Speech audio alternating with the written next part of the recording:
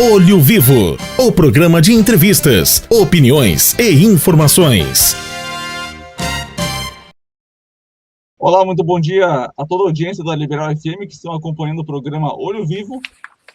E hoje vamos receber então o deputado Santini, Ronaldo Santini, conosco aqui na Liberal FM. Deputado, muito obrigado pela gentileza de aceitar o convite e um bom dia para o senhor. Olá, Gabriel, prazer conversar contigo, conversar com todos os nossos ouvintes da Rádio Liberal, Guaporé, dos municípios que também nos acompanham aí na volta, do município de Dois Lajados, Nova Bassano, Vista Alegre, Fagundes Varela, Arvorezinha, Antagorda, Serafina Correia, União da Serra, enfim, todos aqueles que estão nos acompanhando nesse momento. É um prazer poder conversar contigo. Exatamente, né? São vários municípios que a gente abrange e são vários municípios aí que talvez conhece o senhor pelo nome. Eu gostaria que o senhor se apresentasse um pouquinho mais, falasse um pouquinho sobre o teu trabalho e pudesse se apresentar para o povo, então, não só de Guaporé, mas todos esses municípios aí que o senhor listou. Pois é, Gabriel, a gente tem realizado um trabalho já ao longo de algumas décadas, quando iniciamos na nossa atividade política, desde o ano de 95, sendo como assessor, sendo como deputado estadual de 2 mandatos, deputado federal, depois no período que estive em Brasília. Retornei ao Estado como secretário de Turismo do Estado do Rio Grande do Sul e atuei também na Secretaria de Gestão Administrativa e Política aqui do Estado no governo passado, do Eduardo Leite, com o Ranolfo. E, por fim, me reelegi deputado estadual, então, para o meu 3º mandato, agora licenciado do cargo para ser secretário do Desenvolvimento Rural aqui do Estado do Rio Grande do Sul. Isso tem sido bem desafiador, tendo em vista que nós estamos passando por um processo de muitos eventos climáticos que acabaram dizimando muitos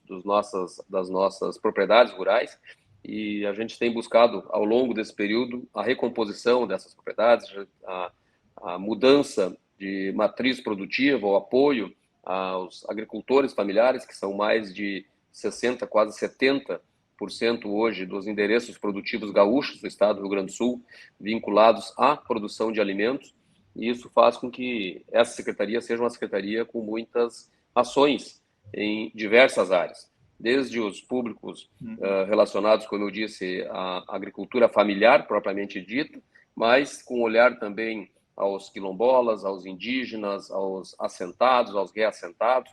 todo esse trabalho que a Emater realiza, sendo nossa subsidiária aí, junto com a SEASA, e que leva a política pública do Estado a esses povos, como eu coloquei aqui anteriormente.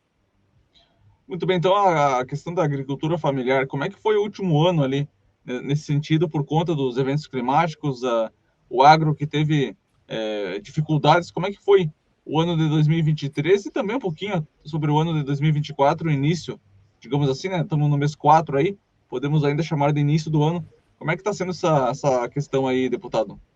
Olha, foi um ano de muitos desafios, como eu disse, o Estado vem passando por um período de severas estiagens, vinha enfrentando já pelo 3º ano consecutivo problemas climáticos em decorrência da falta de chuvas, e neste último ano que passou, tivemos chuva em excesso, muitas enxurradas, portanto, aconteceram, e muitas propriedades, como nós colocamos, tiveram prejuízos irrecuperáveis do ponto de vista econômico e, em determinados casos, até lamentavelmente, irreparáveis do ponto de vista de vidas que acabaram sendo levadas. Mas o Estado tem, à medida do possível, apresentado a esses municípios, a essas propriedades atingidas, programas de recuperação dessas propriedades, como a redistribuição aí, de toda a semente de milho do programa Troca-Troca de Sementes, que foi perdida em decorrência da estiagem, um programa de correção de solo que foi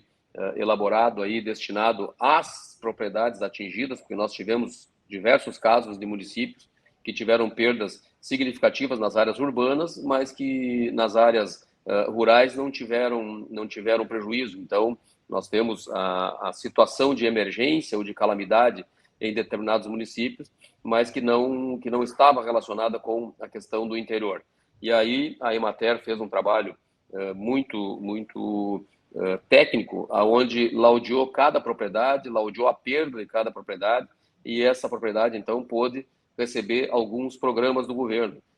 Reposição da semente, um programa de recuperação de solo, um programa que foi realizado para os público do Pronaf e do Pronamp, que é o Reconstrói no Campo, um programa que alcança recursos aí de até R$20 mil por CPF, para que possam ser feitos pequenas intervenções nas perdas que foram ocasionadas, como recuperação de pastagens, recuperação de salas de ordenha, recuperação de infraestrutura dentro da propriedade, com um juro subsidiado por parte do governo, para que ele pudesse, então, recompor as suas propriedades. E um ano de muitas perdas de safra, um ano que, especialmente na área da fruticultura, na área dos hortifrutigranjeiros, nós tivemos perdas significativas em decorrência dessa condição. Portanto, acompanhado disso ainda, o encarecimento da comida na mesa do consumidor. A escassez de produto fez com que os preços também acabassem sendo elevados. E agora o nosso desafio é fazer com que o ciclo que o Estado do Rio Grande do Sul passa por esse processo agora de mudança climática possa ser, de alguma forma, alterado. Nós estamos passando por um Estado que vem em decorrência do eixo em que nós estamos e os fenômenos climáticos mundiais que estão acontecendo, um Estado em processo de desertificação, onde nós teremos cada vez mais que trabalhar o uso consciente da água, dos recursos naturais, recuperação de nascentes, recuperação de matas ciliares, recuperação de solo, como eu disse, que precisa ser descompactado, precisa voltar a ter capacidade de absorver a água e devolver ela aos nossos lençóis, e fazer também um processo de reservação de água. Nós temos no Rio Grande do Sul chuvas que são em limites maiores, muito maiores do que diversos países do mundo, né? Como, por exemplo, aquilo que se vê em Israel, com alta tecnologia de irrigação, e que aqui no nosso estado e no Brasil, de um modo geral, a gente ainda está muito atrás, muito aquém daquilo que precisaríamos realizar. Então, o governo inicia agora uma série de medidas que vão desde liberação de recursos para o financiamento de construções de açude, de microaçudes, de cisternas, de poços artesianos, e também um programa de mudança de cultura, para que a gente possa fazer o uso racional dos recursos naturais. Nós precisamos efetivamente enfrentar essa pauta para que a gente possa não sofrer no futuro a escassez da água e a diminuição da produção de alimentos. O deputado, eu estava até vendo uma notícia aqui até vou dizer o jornal aqui do Correio do Povo, que o nome do senhor, quando foi lançado, né, como secretário do Desenvolvimento Rural, surpreendeu as entidades. Como é que é o trabalho do senhor com as entidades e por que você acha que surpreendeu quando foi nomeado como secretário? Olha, eu acredito que pela característica do trabalho que realizávamos antes no turismo, muitos se sentiram surpreendidos do ponto de vista de